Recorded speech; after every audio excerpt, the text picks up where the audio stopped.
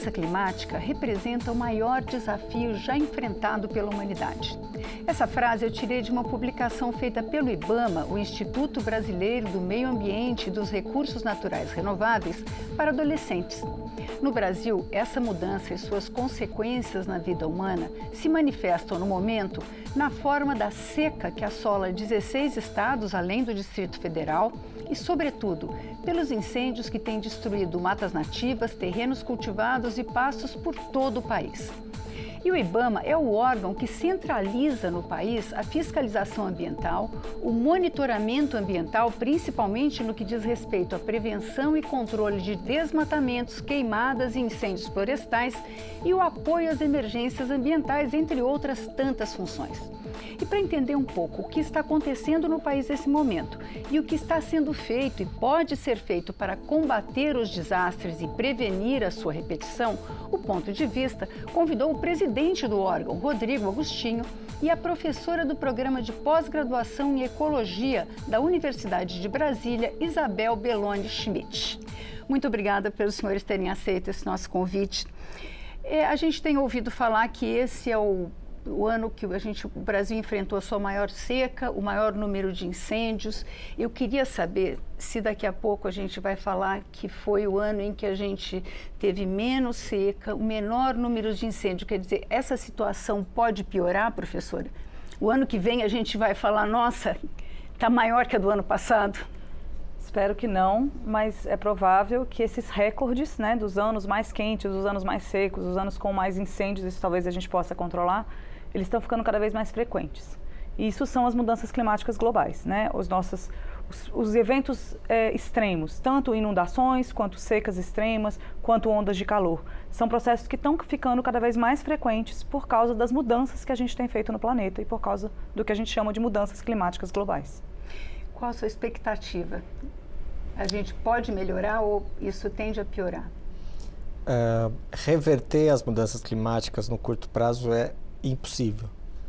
A gente vai levar anos para conseguir remover toda a quantidade de gás carbônico que está hoje acumulado na atmosfera desde o começo da Revolução Industrial.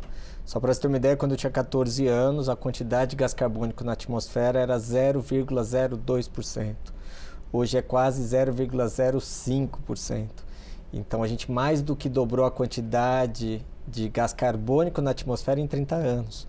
Isso é um número assustador. E isso a gente vai, infelizmente, pagar um preço muito caro por conta disso. O gás carbônico, ele muda o comprimento de onda da radiação do Sol que chega à Terra, aumenta o comprimento de onda, essa radiação fica presa aqui na atmosfera, o mundo inteiro fica mais quente, todos os ciclos climatológicos do mundo são alterados. Em alguns lugares nós teremos chuvas mais fortes por um período mais curto, com enchentes, inundações, deslizamentos.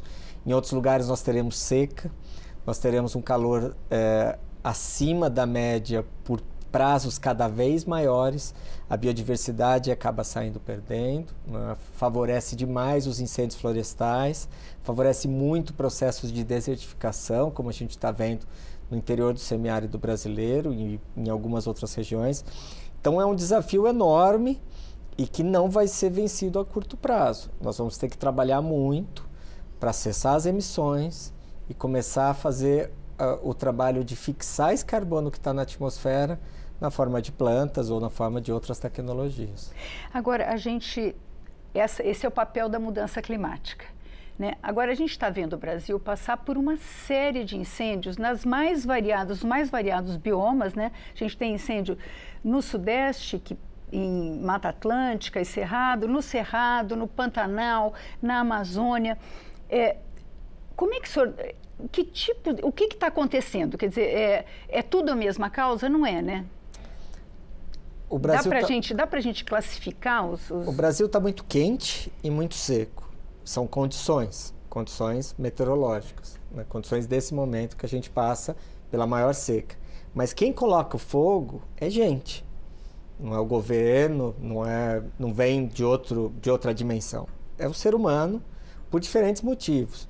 O que a gente percebe é que no Sudeste, em parte do Centro-Sul, a maior parte dos incêndios é vandalismo, é aquela intenção sádica de botar fogo no ambiente que está seco. Não é a mesma finalidade que a gente vê já na Amazônia. Na Amazônia a gente está com muitos incêndios no interior de Rondônia, no interior do Acre, no norte do Mato Grosso, no sul do Amazonas, principalmente na BR-230 e no começo da BR-319, em todo o leste do Pará, em todo o norte do Tocantins. E isso é colocar o fogo para se apropriar de terra pública. Eu não desmato mais, eu coloco fogo, lanço as sementes de pasto e depois eu coloco o gado. Ou seja, é o fogo sendo utilizado de forma criminosa para degradar a floresta com a intenção de eu me apropriar da floresta, né? Isso acontece muito ainda no arco do desmatamento da Amazônia, em algumas regiões do Mato Piba, mas basicamente no Centro-Sul é basicamente maldade. São pessoas que não podem ver o mato seco, que acham que tem que colocar fogo. Então, a ministra Marina, a ministra do Meio Ambiente, Marina, ela citou diversas formas aí diversos motivos dos incêndios. E um deles me chamou a atenção, que é o incêndio por revide, né, de áreas em que os grileiros e os garimpeiros foram expulsos e aí eles botam fogo para retornar para a área e para se vingar também. Né? Isso está acontecendo e eu gostaria que o senhor explicasse o Mato Piba, que região que é mais ou menos, porque para a gente que é leigo... Tá. O Mato Piba é a fronteira que está se expandindo agora de maneira muito acelerada, principalmente a agricultura. É uma região que envolve 4 estados, Maranhão, Tocantins, Piauí, Bahia, por isso Mato Piba, né? São as primeiras 2 letras de cada um dos estados, de 4 estados. O Cerrado são 11 estados, né? Recobria 23% do território brasileiro, hoje 11%, né? E o que resta está basicamente nesses 4 estados que estão sendo desmatados de maneira muito intencional. O caso da ministra, que a ministra disse, é porque a gente recebeu várias notícias que agora estão sendo investigadas pela Polícia Federal de vingança contra o trabalho de fiscalização ambiental.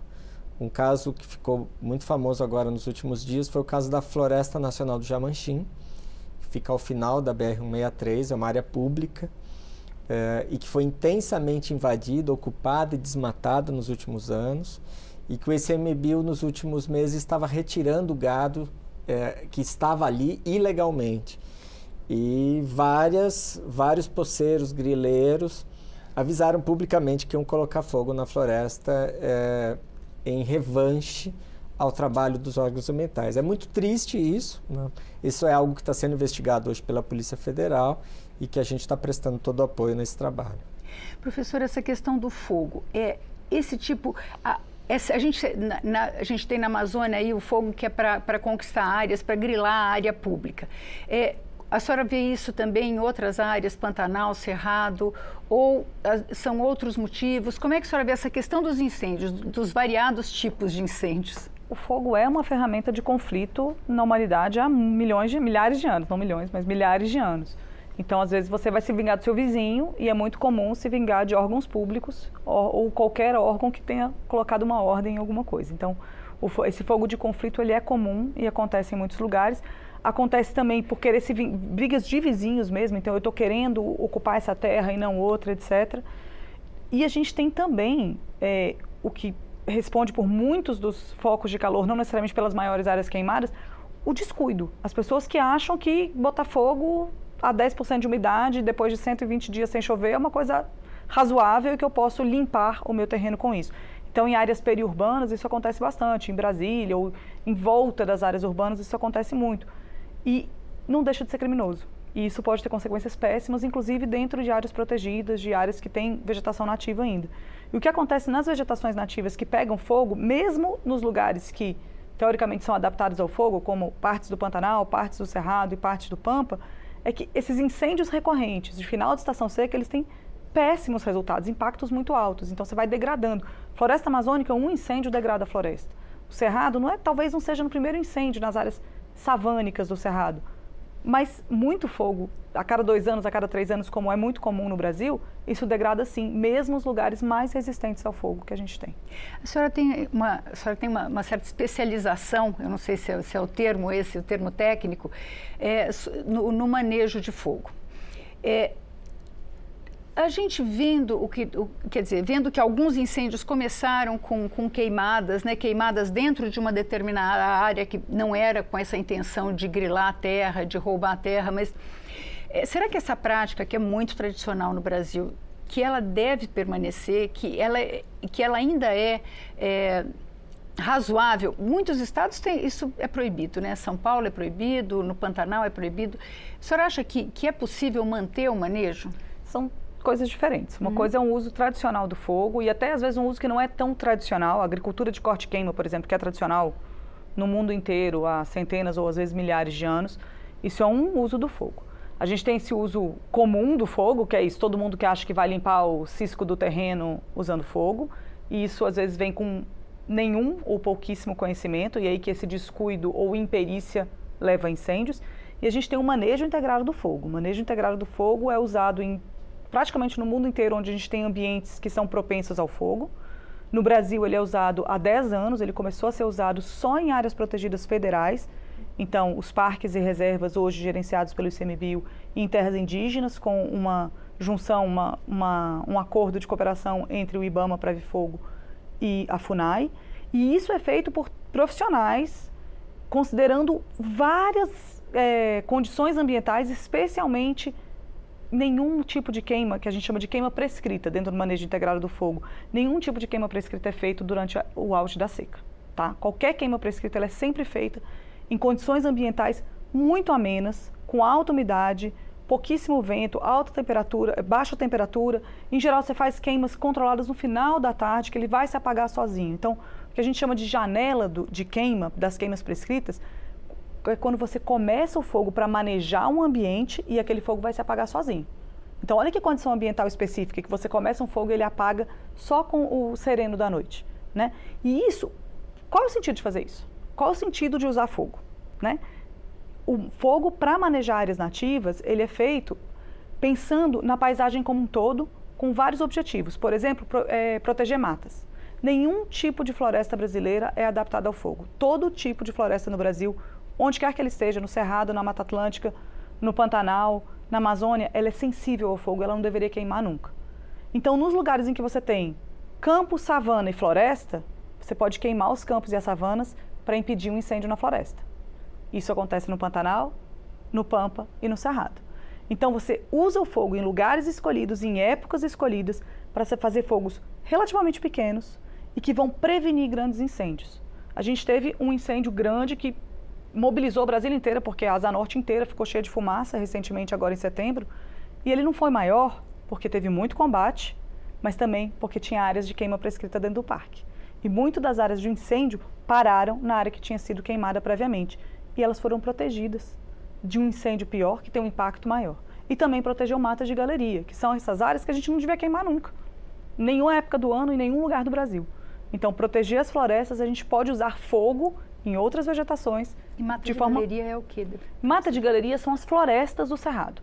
São as florestas, tem outros tipos de floresta no Cerrado, mas são as florestas do Cerrado que ficam na beira dos rios. Então, quem conhece o Cerrado e gosta do Cerrado vai à cachoeira. Quando você está chegando perto da cachoeira tem uma mata, pronto, aquilo é uma mata de galeria.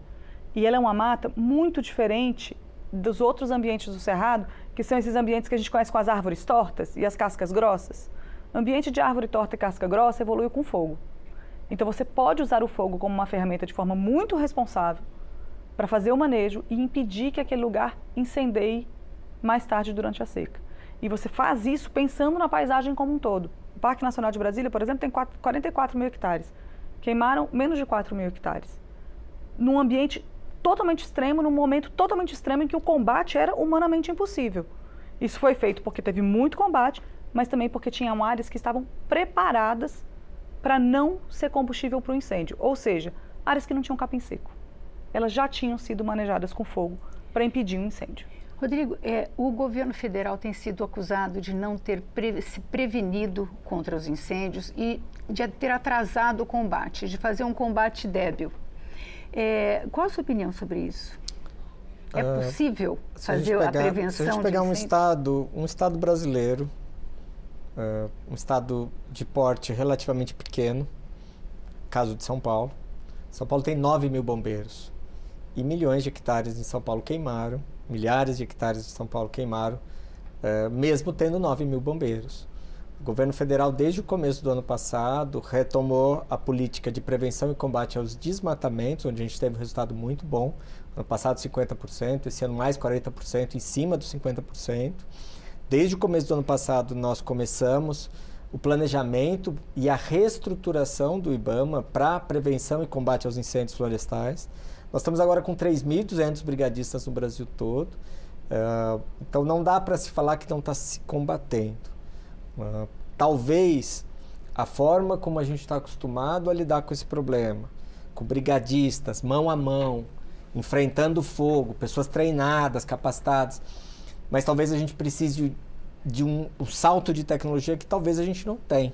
Mas ninguém pode dizer que a gente não está trabalhando. A gente está trabalhando de maneira muito pesada desde o começo do ano passado. A gente instalou as salas de situação esse ano, ainda em maio, né, no momento em que ninguém falava que a gente teria grandes incêndios, mesmo a gente já tendo os alertas dos meteorologistas, né, de que o El Niño superaquecido do ano passado ia continuar prolongando seus efeitos durante esse ano. Agora, é possível o governo federal atender a todos esses incêndios? Quer dizer, você transfere brigadista de Brasília para o Pantanal ou do Pantanal para a Amazônia? Como é que é possível isso? Quer dizer, dá para o governo federal atender a todos os... É possível, mas é importante as pessoas entenderem, né? Não é que o governo federal é o grande bombeiro do país. Eu acho que as pessoas precisam entender uma coisa.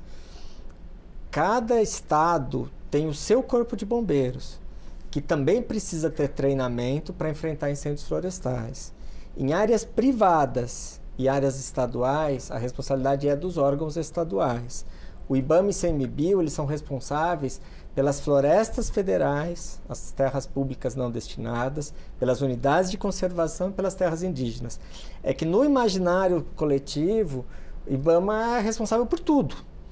Não acontece nada na área ambiental que o IBAMA não esteja por dentro.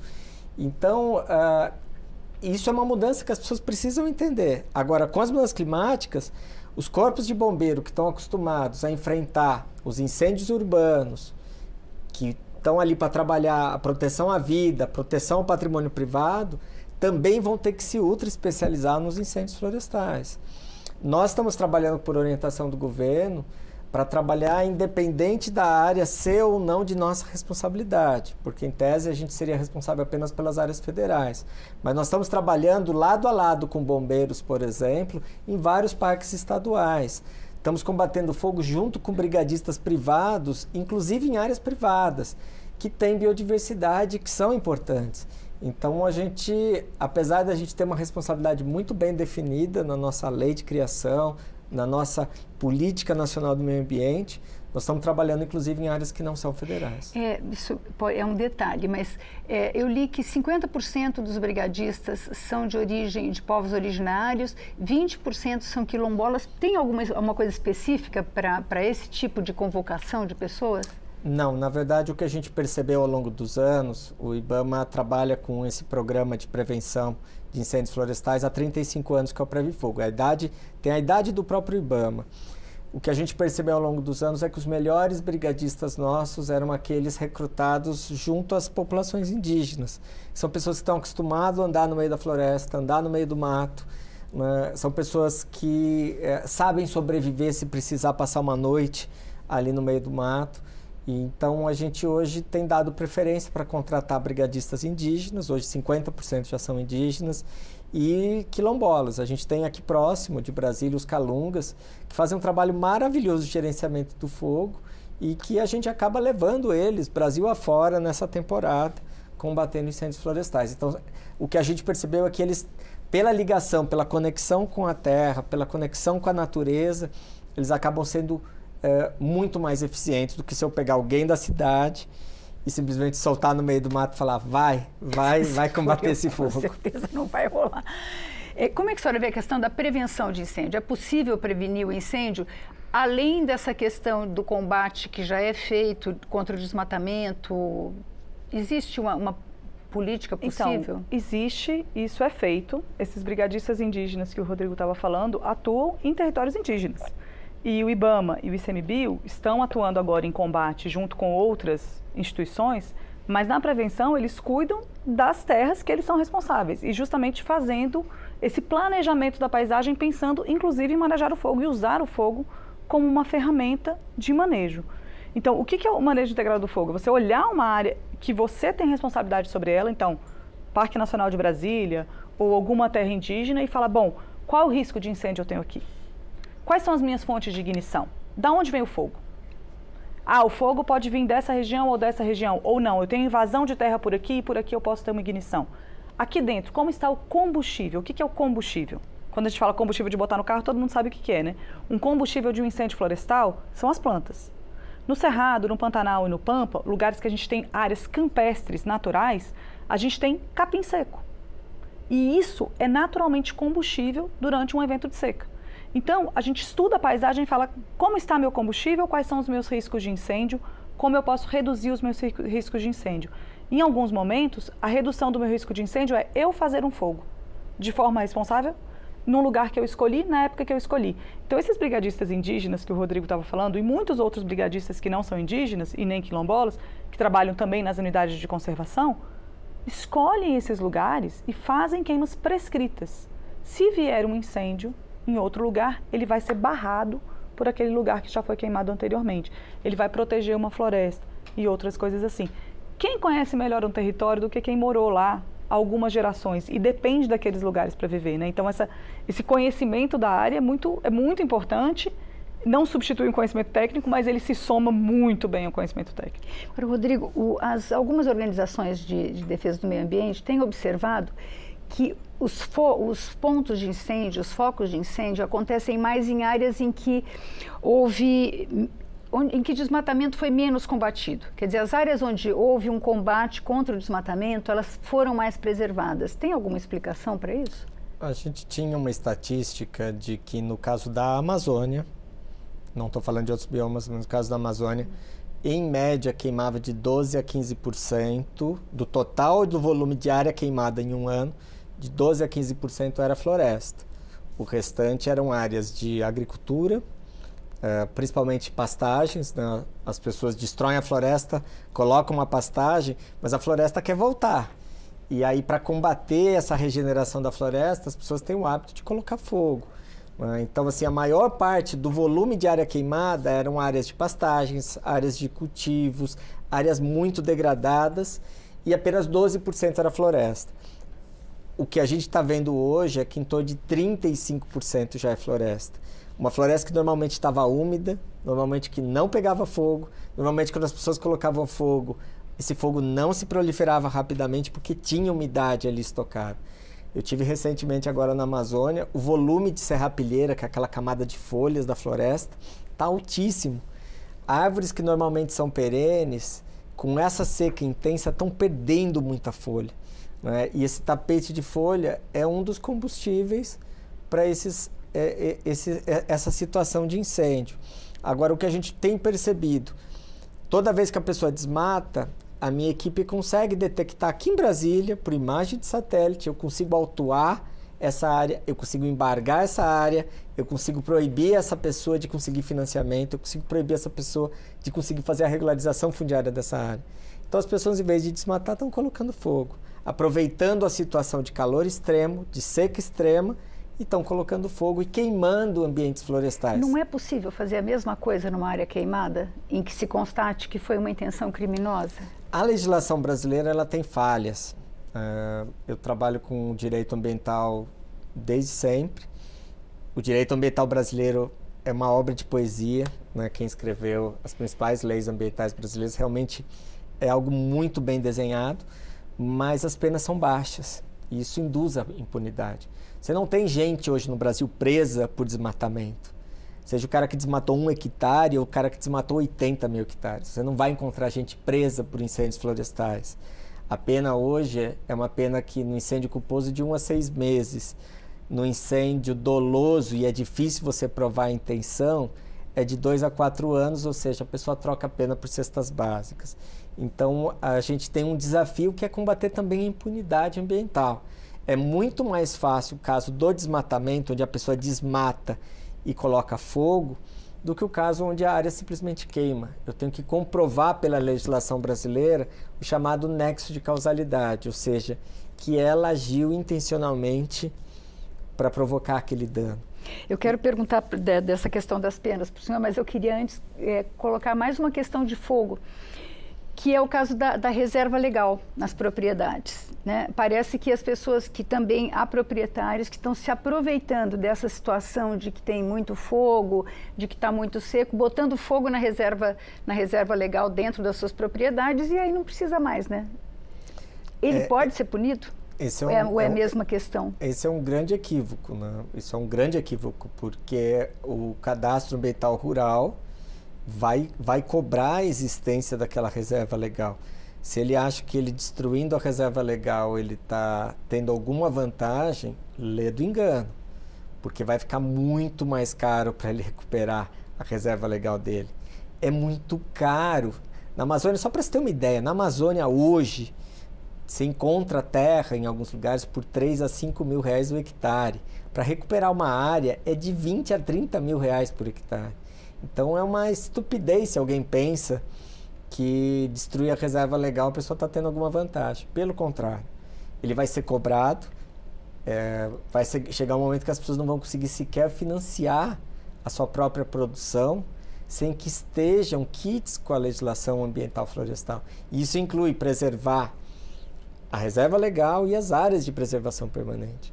Então, se alguém pensa dessa forma, está terminantemente equivocado. O Código Florestal ele é muito claro. O Cadastro Ambiental Rural existe justamente para que as pessoas se regularizem perante o Código Florestal e, nesse caso, a exigência da reserva florestal legal, da reserva legal, né, que em alguns lugares do país é 20%, outros 35%. No caso da Amazônia, florestal é 80%. Isso precisa e é um dever do proprietário manter isso na sua propriedade. Professora, o que acontece com o solo quando eu faço uma queimada ou quando ele passa por um incêndio?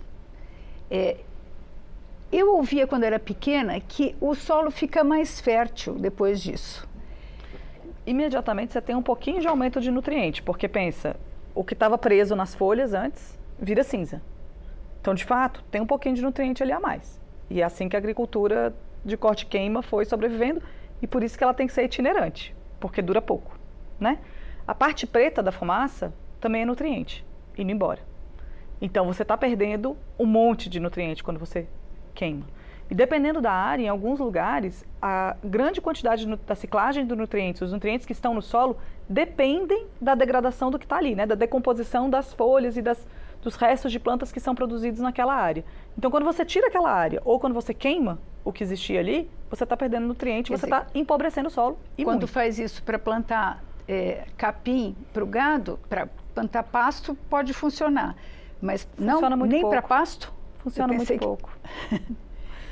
Se você quiser fazer isso em larga escala, funciona muito pouco.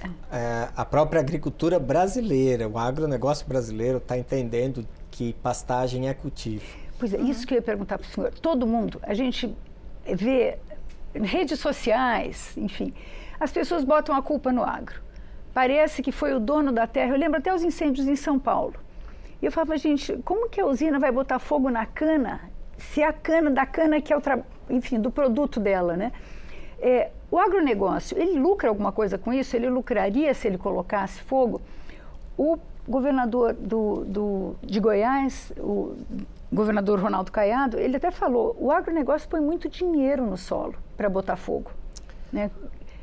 A agricultura brasileira está tendo um processo agora de assimilar uma série de conceitos importantes e que a hora que você faz a conta faz muito sentido. É a ideia de uma agricultura regenerativa, de uma agricultura que se concilia com a sustentabilidade, uma agricultura que você reduz a quantidade de agroquímicos, de pesticidas, de agrotóxicos, uma agricultura onde uma pastagem, por exemplo, é tratada como um cultivo. Não é mais simplesmente eu lanço as sementes da braquiária e abandono e coloco lá o gado. Hoje você tem a integração lavoura, pecuária, floresta, onde você consegue maximizar a utilização daquela área para, em tese, não precisar continuar abrindo novas fronteiras. É você poder ter mais do que uma cabeça de gado por hectare. Então não faz sentido, e uma parte significativa do agronegócio brasileiro já entendeu isso. Então, de fato, o que a gente viu em São Paulo foram incêndios criminosos. As usinas de álcool de São Paulo, no passado, usaram por muitos e muitos anos a prática da queima da palha de cana, que já está proibida, e hoje as usinas aproveitam essa palha para gerar energia dentro das próprias usinas, inclusive agora produzindo álcool de celulose. Então, o que a gente tem de fato é uma mudança muito grande dentro do agronegócio brasileiro, que entendeu que não dá para conviver com esse tipo de situação. O que a gente tem na Amazônia, essa expansão em cima de áreas públicas, isso é uma situação de completa ilegalidade, isso é um crime, é apropriação de um patrimônio que é de todos nós brasileiros, é apropriação de terra pública, é destruição de um patrimônio ambiental. Isso obviamente não tem nada de agronegócio nessa história. Acontece que essas terras serão apropriadas, né, se ninguém fizer nada, se os órgãos ambientais não funcionarem, e de fato, um dia essas áreas estarão incorporadas à atividade econômica agropecuária. Mas eu não tenho dúvida de que o agronegócio brasileiro hoje não concorda mais com essas práticas, que é jogar dinheiro fora. É como disse a professora, é eu degradar esse solo, é eu matar toda a matéria viva que está ali no solo, né? Então eu libero uma série de nutrientes na queima, mas em troca eu estou perdendo toda a fertilidade, todos os fungos, bactérias, todos os rizóbios, todos os invertebrados que estão ali no solo, revolvendo aquele solo, reciclando nutrientes. Isso não faz mais sentido, esse tipo de prática, quando a gente pensa numa agricultura de larga escala. Na Amazônia brasileira, a gente já tem 60 milhões de hectares de áreas desmatadas, ou seja, não faz sentido continuar desmatando. Pelo contrário, nós vamos precisar regenerar as florestas brasileiras em grande escala, se a gente quiser, inclusive, tirar os gás carbônicos da atmosfera.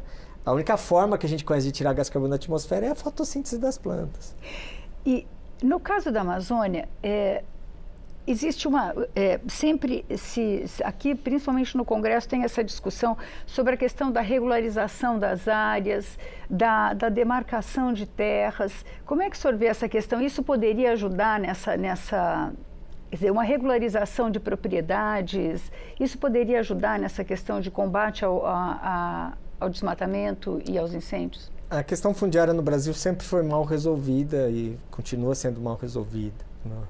A gente tem a necessidade de terminar o processo de demarcação de terras indígenas, de concluir o processo de reconhecimento dos territórios comunitários, como os territórios tradicionais, os territórios quilombolas. Nós temos que continuar criando áreas protegidas, tem muita área importante que ainda não é uma área protegida, e obviamente também fazer regularização fundiária. Agora, uma coisa é fazer regularização fundiária para aquele assentado que foi levado pelo Estado brasileiro para a Amazônia e que precisa, de fato, do documento da sua terra. Outra coisa é eu falar que eu estou fazendo regularização fundiária, mas eu estou disponibilizando terra dos brasileiros para quem está fazendo grilagem de terra pública. Então tem coisas muito diferentes que a gente precisa separar. O Congresso Brasileiro, de tempos em tempos, tem ampliado o prazo para regularização fundiária. Toda vez que o Congresso Brasileiro faz isso, o Congresso está dando oportunidade para que grileiros, pessoas que ocupam terra pública de forma ilegal, continuem tendo sucesso nesse tipo de atividade. Professora, a gente está falando da Amazônia. Como é que isso acontece no Cerrado? Olha, o Cerrado, a terra já está mais ocupada há mais tempo, mas ainda tem muita grilagem, tem muita violência no campo de pessoas tentando tirar a terra de populações tradicionais que ocupam essas áreas há centenas de anos. Então tem muito conflito por terra no Cerrado de expansão do agronegócio para cima de áreas que são de comunidades tradicionais. Não necessariamente indígenas, mas geraizeiros, comunidade de fundo e feixe de pasto, vazanteiros. A gente tem várias comunidades tradicionais no Cerrado, além dos povos indígenas. Então, a gente também tem conflito de terra no Cerrado. A área é menor do que na Amazônia, o Cerrado está ocupado há mais tempo, esses conflitos já aconteceram há algumas décadas em alguns casos. Mas, de fato, ainda tem muito conflito fundiário no Cerrado, sim, e tem muita população tradicional com territórios não reconhecidos ainda. Recentemente, o jornal o Globo trouxe um levantamento sobre os motivos dos incêndios que aconteceram no Rio de Janeiro. Né? E um deles era isso, uma terra quilombola sendo disputada, então tacaram fogo na terra para, enfim, num conflito por terra.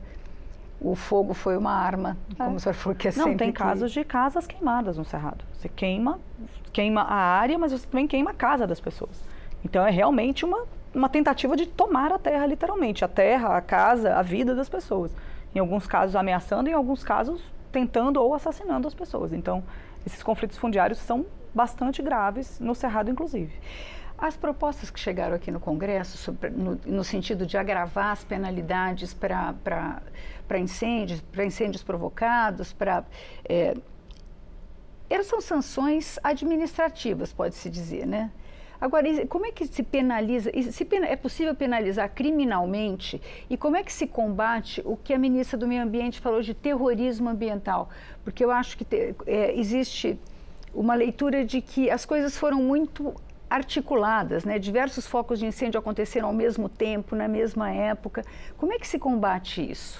No Brasil, o dano ambiental ele pode ser responsabilizado por 3 formas. Isso está na nossa Constituição, no artigo 225. É a responsabilidade administrativa, que é o que os órgãos ambientais podem fazer, que é você multar, embargar uma determinada área. A responsabilidade civil, que é exigir que ele repare o dano ambiental, repare aquela floresta que ele desmatou, por exemplo, replantando aquela floresta. E a esfera penal. A esfera penal, o nosso Código Penal é de 1940, numa época que não existia preocupação com os crimes ambientais. Ele tem lá no artigo 250 do Código Penal de 40 uma pena de 2 a 6 anos para incêndios, mas com foco no incêndio urbano. É o caso, por exemplo, de alguém vai lá e ateia fogo na casa do vizinho por um conflito qualquer. Não é o fogo florestal.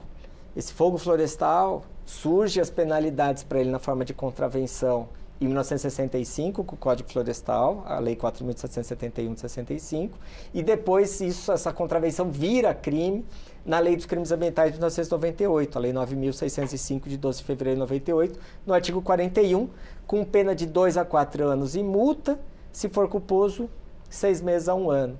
Ou seja, são penas baixas, são penas convertíveis em cesta básica. Cesta básica, prestação de serviços comunitários, coisas desse tipo. Então, de fato, precisa ter um agravamento. A Câmara dos Deputados e o Senado tem projetos muito bons que tramitam aqui sobre isso. A gente não precisa... tem outras situações que a gente precisava melhorar as penas. Vou dar um exemplo, grilagem de terras, nós não temos um tipo penal para isso. A grilagem de terras no Brasil é punida com o Código Penal no crime de estelionato, no artigo 171, ou seja, você não tem um tipo próprio para o crime de grilagem. O desmatamento em si, de uma área que não é de preservação permanente, que não é Mata Atlântica, que não é especialmente protegida, também não é crime. Então, a gente tem um desafio aí, né, de fato, resolver esse problema de impunidade ambiental que tem no Brasil. O Congresso brasileiro tem muitas propostas boas sobre isso, né, e a gente espera que essa discussão avance. É um bom momento, né? Eu queria terminar esse programa colocando uma questão que sempre a gente ouve, conversas com pessoas normais. Como é que a gente vai desenvolver o país se a gente ficar preservando o ambiente? Existe uma contradição entre a defesa do meio ambiente e o desenvolvimento econômico? Eu faria a pergunta ao contrário. Como é que a gente vai desenvolver o país sem usar racionalmente os nossos recursos? Nós somos um país exportador de matéria-prima há 524 anos. A gente depende da matéria-prima que a gente produz e se a gente não produzir ela de uma maneira muito responsável, usando água de forma responsável, parando de desmatar, porque a gente tem um monte de área que já está aberta. Se a gente fizer uma boa produção agrícola nas áreas que já estão desmatadas hoje, a gente pode continuar sendo um dos grandes produtores do mundo e continuar. Para a agricultura é possível manter essas áreas e não precisa desmatar mais nada para a gente continuar produzindo. O que a gente pode ter problema é se a gente continuar fazendo tantas coisas de forma tão irresponsável, de agravar a mudança climática, ter crise hídrica. O agronegócio brasileiro está baseado em muito uso de água, de irrigação. A gente está tirando a água do subsolo. Essa água demorou centenas ou milhares de anos para se estabelecer lá. A gente está usando todos os anos. A gente vai ficar sem essa água. Como que a gente vai pensar isso de uma forma sustentável para o futuro? Porque o agronegócio brasileiro e o desmatamento em geral são grandes vilões de várias coisas climáticas, mas também vão ser as primeiras vítimas. Então, ou a gente faz isso de forma responsável, ou a gente não vai conseguir nem produzir o que a gente tem hoje. A agricultura brasileira só deu certo porque a gente tem a maior floresta tropical do mundo aqui. Nós estamos falando de uma área de 7 milhões de quilômetros quadrados, que 60% dela está no Brasil. Se não é Amazônia, não tem agricultura no Cerrado brasileiro. Uma coisa está casadíssima com a outra. Todas as chuvas do centro-oeste brasileiro, todas as chuvas do sudeste brasileiro, tirando as das áreas litorâneas, toda essa chuva vem da maior floresta tropical do mundo. Sem floresta, não tem agricultura. Então, assim, não dá para a gente pensar o Brasil continuar se desenvolvendo nesse modelo que a gente tem hoje, se não for mantendo floresta em pé. É essencial que as pessoas entendam isso. E nós já chegamos num limite muito perigoso. Todos os estudos mostram que a gente está passando do ponto de não retorno. Passar do ponto de não retorno significa perder a guerra, significa abandonar o modelo econômico que a gente tem hoje. A agricultura brasileira responde por 33% do nosso PIB. Jogar isso fora vai ser extremamente desastroso para a economia brasileira e para a segurança alimentar no planeta. Então, a gente precisa ter muita responsabilidade com o meio ambiente daqui para frente. O desenvolvimento da Amazônia, a gente sempre ouve falar em atividades extrativas. Existe uma possibilidade de desenvolvimento que não seja predatório? Claro. Quer dizer, das pessoas viverem disso? Claro que sim. O mundo inteiro, vou dar um exemplo. O mundo inteiro quer conhecer a Amazônia. A maior indústria do mundo chama-se turismo. A maior indústria do mundo é turismo. Qualquer cidadão desse planeta quer conhecer a Amazônia. Mas a gente precisa montar estrutura para receber esses visitantes da Amazônia. A gente pode trabalhar a Amazônia com muitas outras alternativas econômicas, com a indústria da restauração florestal, com a indústria da bioeconomia em todos os níveis, desde o nível mais comunitário até o nível mais... A bioeconomia a gente pode estar falando desde a produção de um produto de forma muito artesanal pelos povos tradicionais, como farinha, um açaí, uma castanha, até mesmo a produção de medicamentos, de alimento de alto valor agregado.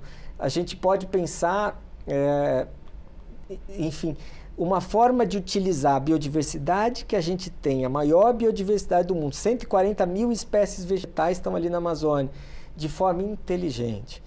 É possível a gente olhar para a Amazônia de muitas outras formas. Hoje, infelizmente, o que a gente tem é uma cultura de entender que desenvolvimento é floresta no chão. E é possível olhar para a floresta de uma outra forma. O mundo inteiro precisa estocar carbono, o mundo inteiro vai ter que tirar carbono da atmosfera. Nós vamos ter que uma parte desses 60 milhões de hectares de áreas na Amazônia brasileira, que já estão desmatadas, nós vamos ter que reconstruir essas florestas. Então é um grande desafio de todos nós. Posso só completar uma coisa? Não tem chuva no Cerrado se não tiver floresta, também não tem água em todos os rios brasileiros se não tiver cerrado. O Cerrado produz água para 8 das 12 bacias hidrográficas brasileiras, inclusive a Amazônia. Então, o semiárido brasileiro depende da água do Cerrado, o Pantanal brasileiro depende da água do Cerrado, o Sudeste brasileiro depende da água do Cerrado. Então, também só usar o Cerrado para a área de agricultura sem conservar o que resta dele é muito perigoso para todo mundo. Bom, e a gente espera que a gente ganhe essa briga. Eu agradeço aos senhores por terem vindo ao nosso programa. Nesse ponto de vista, nós conversamos sobre a seca e os incêndios que devastam o Brasil com a professora do Programa de Pós-Graduação em Ecologia da Universidade de Brasília, Isabel Belloni Schmidt, e o presidente do IBAMA, Rodrigo Agostinho. Obrigada pela audiência e até a próxima.